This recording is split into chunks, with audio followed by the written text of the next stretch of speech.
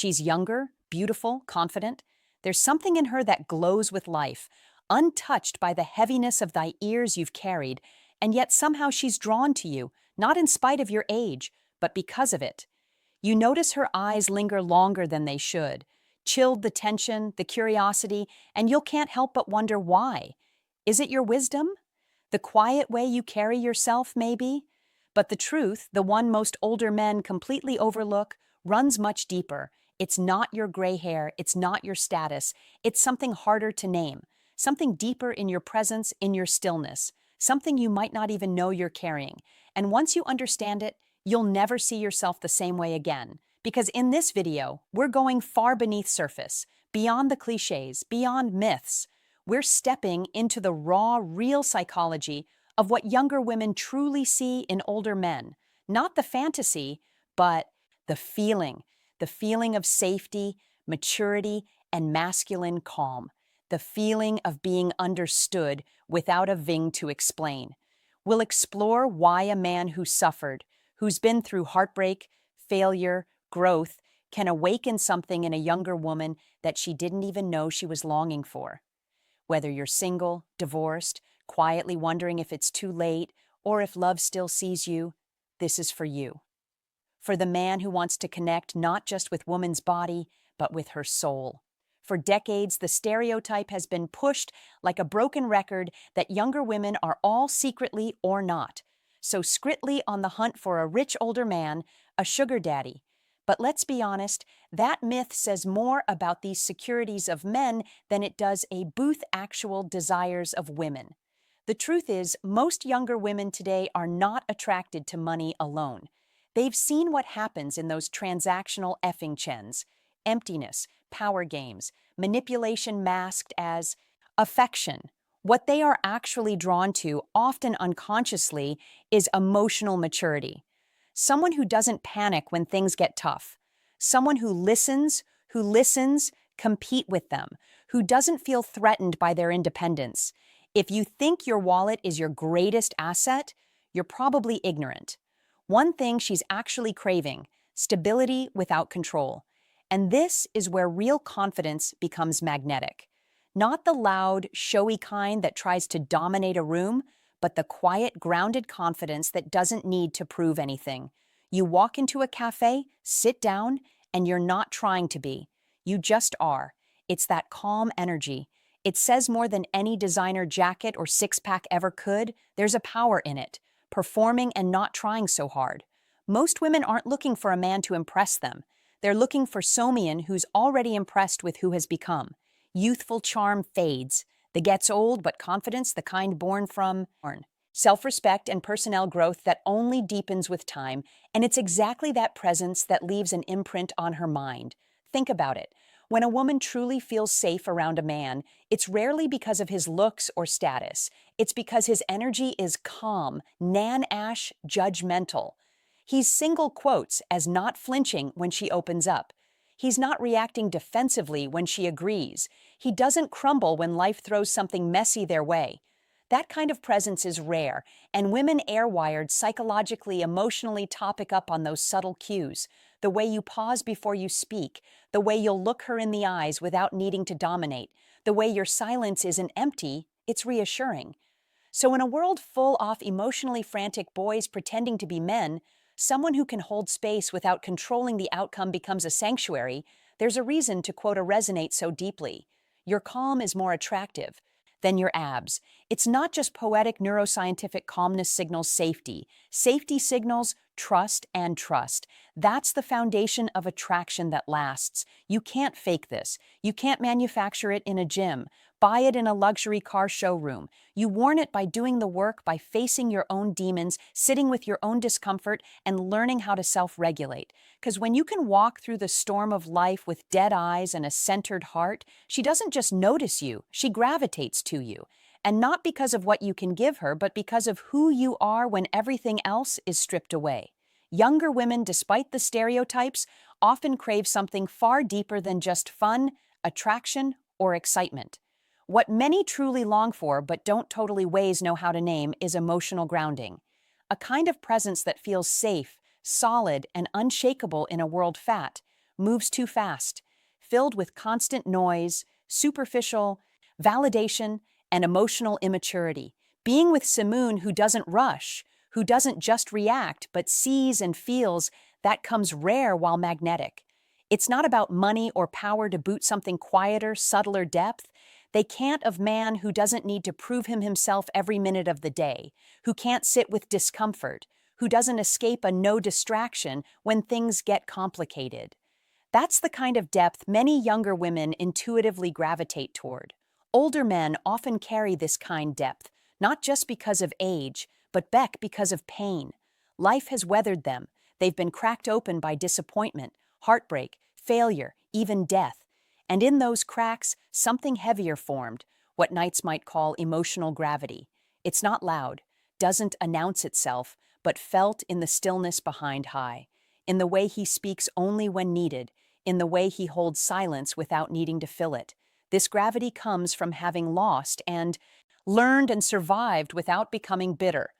And it grounds the people around him, especially women who are still exploring storms of identity, ambition, and emotion in themselves. When a man has rarely seen pain, not just felt it, but fisted, he listens differently. He no longer hears just words, hears the under the words, is not quick to interrupt, defend, or dominate a conversation. His presence alone becomes a form of safety. He looks at you like us, not scanning for weakness, but recognizing it because he's been there. And when he touches you, there's nourish. No performance, just intention, just stillness. For a younger woman, woe is used to being pursued for her body, mirrored only for her beauty. This kind of deep seeing can be disarming and healing.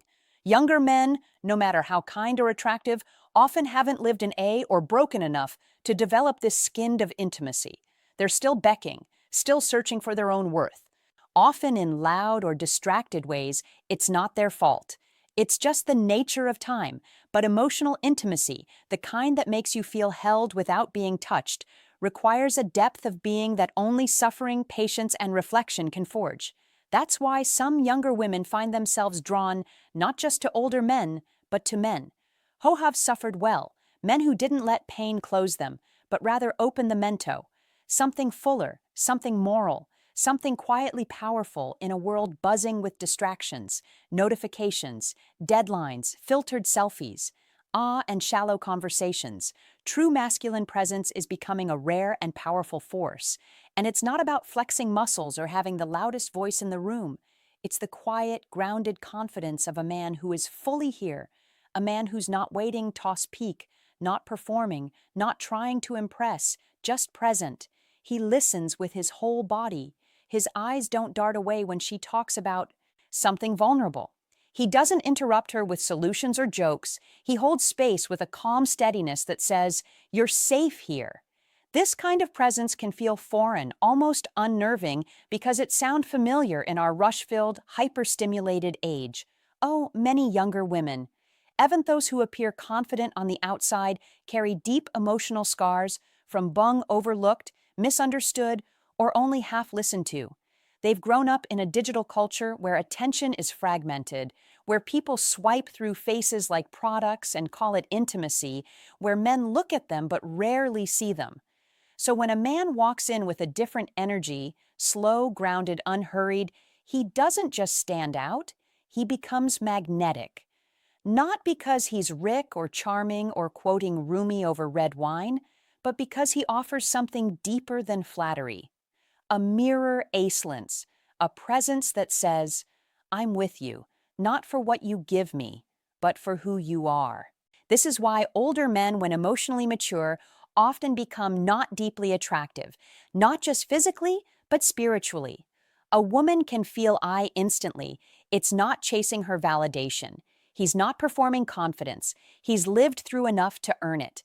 He can sit in silence without needing to feel it, if he can hold eye contact without trying to dominate. And perhaps most importantly, he can stay emotionally open even when she's not easy to understand. That kind of energy isn't sexy in the shallow sense.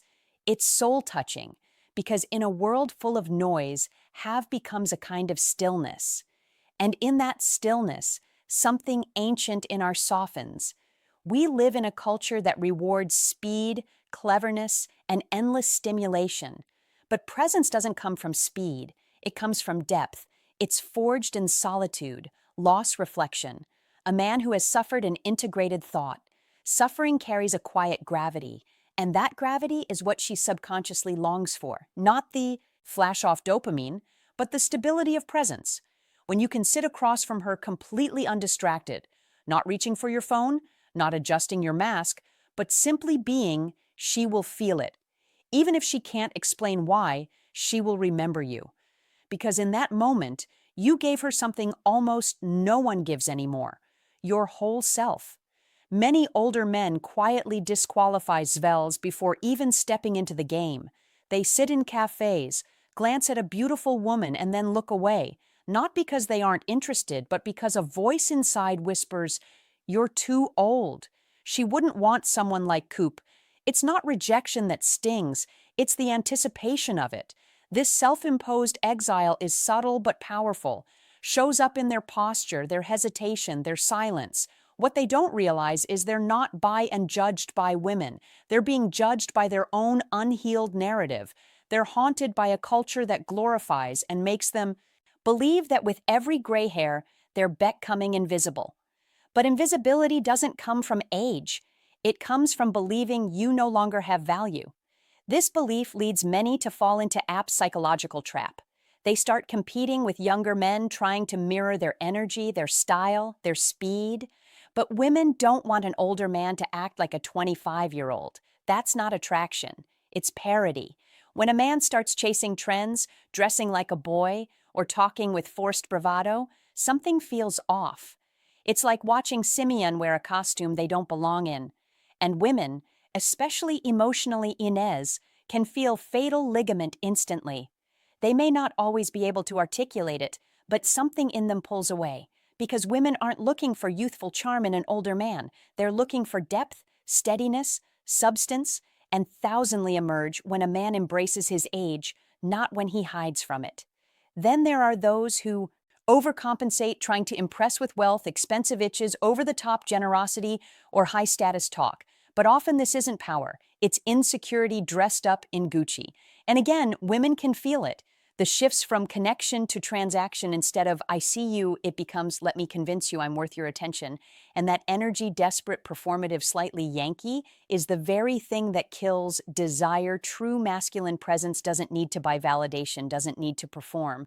Because the moment a man tries too hard to prove his worth, consciously admits he doubts it, and that doubt repels what he's trying to attract. The most magnetic older men are the ones will have stopped apologizing for who they are. They don't hide their ankles, okay? They wear them like a story. They don't flinch when a younger man walks in a nod and let them have high because they know something deeper. That confidence isn't a performance. It's a quiet agreement with yourself. When a man is deeply okay with woe, he is when he doesn't shrink, doesn't overreach, doesn't explain, he radiates. That kind of grounded presence second be intoxicating to a woman. It's not because he's trying to seduce her butt back, because he doesn't need to. He's full, centered, and rooted. And in a world of frantic performers, that stillness feels like power. Too many men think connection begins with charm or cleverness. Like love is a meth thing you trick someone into. But truth is, women can feel the advance between a man who's performing and a man who's grounded in himself. Emotional clarity means yak know who you are and what you feel and are not afraid to reveal that, even if it makes you vulnerable. It means it's saying something real like "I'm actually nervous right now." Instead, awesome, rehearsed line and that small mammoth of honesty. It can do more than a dozen witty one-liners because clarity isn't loud. It's felt. It's in your tone, your eyes, your presence. It tells her, "I'm here fully." Not pretending, not playing, and that for a woman seeking something genuine is irresistible in a world addicted to noise and speed. Depth is rare and deeply attractive. It's questions that go beneath the surface, like, what's something you don't talk about often, but think about all thought time? Or, when did you last feel truly olive? These aren't interrogation tools. They're invitations, gentle ones, to explore who she really is. And when she opens up, don't rush to feel the proof you're smart enough to keep up. Just listen. Listen deeply. Make her feel seen. That's the kind of restraint most men never master, because ego won't let them stay quiet longino to receive a woman's truth. But when you do, when you give her specto, be her whole self, not just this that flirts back. You give her a few men ever offer emotional seif. You don't need to be flashy, rich, or endlessly interesting. What she wants, what many women silently crave, is a man with a world of his own, a rhythm, a passion, a life that breathes with meaning. Whether it's the way you journal every morning, the stories bend, the music you love, or how you'll light up when talking about the ocean. That's what pulls her in. Not because you are showing off, but because you are showing something real. You're saying, here's who I am, here's the fire. I live EB. You're welcome to join me if you'd like. And that quiet confidence, that sense of purpose without performance, it opens a door for a connection. One that isn't based on impressing her, but on inviting her to walk beside you. You can't connect through a mask. Q might attract, but it won't. Last, real intimacy only begins when the performances drop and both people say, "Here I am," flaws and all. And that takes courage. It means resting rejection by being seen. It means nothing in your past, your fears, your uncertainty. And it also means embracing her with grace, not judgment. This is where connection lives, in the messy human space where neither of you needs to be perfect. Because when she sees that, you're not trying to be Sumia nails that you're not trying to fit into hut. You think she wants you give her permission to do the same. And in that vulnerability, something deeper, earth and attraction forms something true, something rare, something worth a very thing. Music, you might feel like your best days are behind you, that the years have taken more than they've given. And the fire we walked through has left only scars. But what if those scars aren't signs of loss, but proof of survival? Proof that to have been tempered, refined, and forged into something rare. A man who carries both strength and softness in same breath. There's a quiet power in that deep kind of truth that no flashy youth or empty charm can match. It's the kind of strength that doesn't shout, but whispers steady and real. And the woman who truly sees that in you, she's not chasing an illusion or a storybook hero. She's looking for the man who shows up as himself, flawed, honest, and unbreakable. Because that kind of authenticity is magnetic in a world full of masks.